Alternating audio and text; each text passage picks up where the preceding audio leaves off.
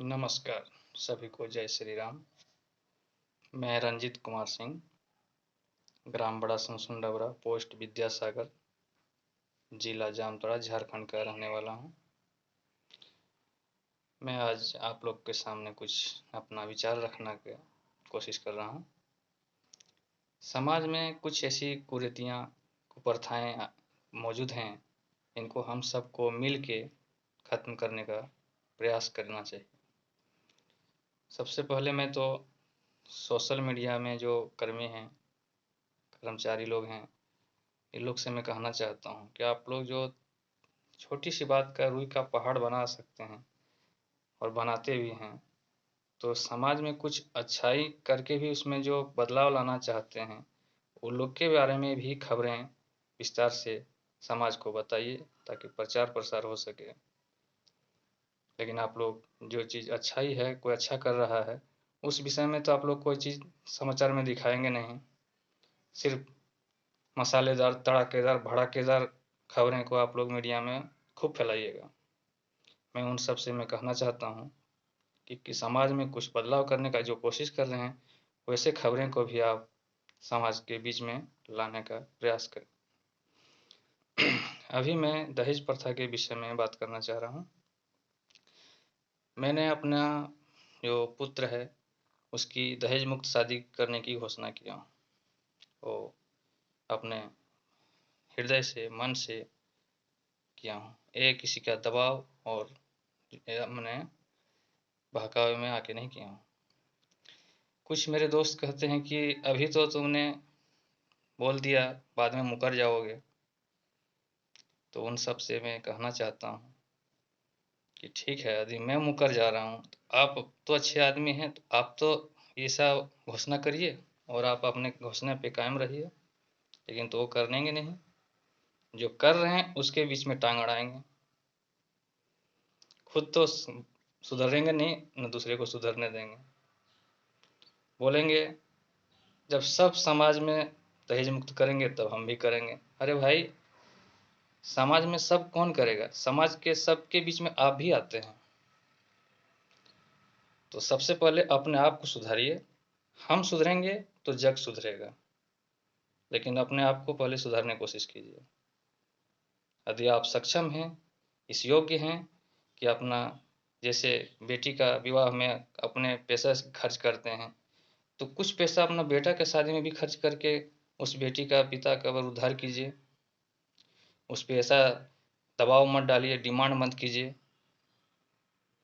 लेकिन नहीं, आजकल का ऐसा प्रचलन हो गया है कि गाड़ी चाहिए, इतना रुपया नगद चाहिए, और भी इतनी यातनाएं होती हैं कि क्या बताएं। आप लोग तो दहेज कुप्रथा से वाकिफ हैं। मैं एक बेटा और बेटी दोनों का बाप हूँ। हमको दोनों का विषय में पता है। लेकिन बेटी बड़ी है, हमको पता नहीं अब मेरा विचार जैसा दहेज मुक्त वाला कोई समधी मिले या ना मिले। लेकिन जब मैं अपने पुत्र की शादी आज 10 वर्ष बाद में जब करूँगा, तो दहेज मुक्त करूँगा। मेरे तरफ से एक पैसा का डिमांड नहीं रहेगा। मेरा डिमांड रहेगा उच्च शिक्षा की डिग्री, कि आप अपने बेटी को सही स्कूल में अच्छी से डिग्री दीजिए, पढ़ाइए। हमको डिग्री से चाहिए। और आप सबसे मैं भी कहना चाहता हूँ कि आप भी दहेज में, यदि दहेज मांगते हैं तो बच्ची का डिग्री मांगिए। यदि एक बेटी पढ़ गई तो 7 पीढ़ी तर गई। आप अभी बच्चे को अपने ट्यूशन पढ़ाने के लिए कितना दूर भेजते हैं बाहर। बच्चे को भी परेशानी होता है, आपको भी पैसा देना पड़ता है। और यदि ये घर में आपकी एक महिला पढ़ी लिखी रहेगी, तो घर में उसको ट्यूशन वो दे सकती है। इसलिए परिवार में महिलाओं का शिक्षित होना बहुत ज़रूरी है। इसलिए मेरी मांग यह रहेगी कि अपने बेटी को हमेशा उच्च शिक्षा दिलाने की कोशिश करें। और अभी चुनाव का माहौल चल रहा था, तो चुनाव में जितने भी जीते हुए कैंडिडेट हैं, उन सब से मैं कहना चाहता हूँ कि आप सिर्फ जो फंड का पैसा आता है उसको खर्च करने और कागजी कार्रवाई में ही समय मत गंवाइए। कुछ सामाजिक कुरीतियों को दूर करने में भी अपना बहुमूल्य समय दें और समाज के बीच में प्रचार प्रसार करें।